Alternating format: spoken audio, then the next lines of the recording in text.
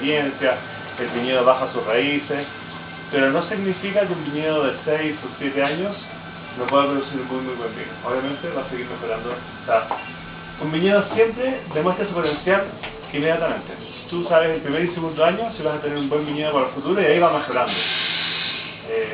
Ahora, también pasa que hay viñedos que no demuestran su potencial y empiezan a mostrar su potencial recién a los 10, 12 años. Y hay un tema mucho más complejo de entender las raíces.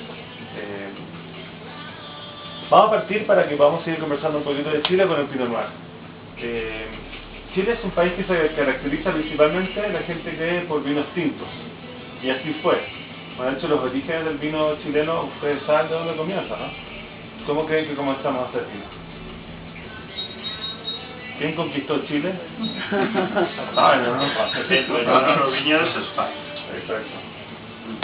Cuando se ha referido antes que, vamos a ver, es un inciso nada más, cuando él se ha referido que en España se plantan algunas zonas sin portainjertos, entender, en España solo se pone sin portainjertos en Canarias.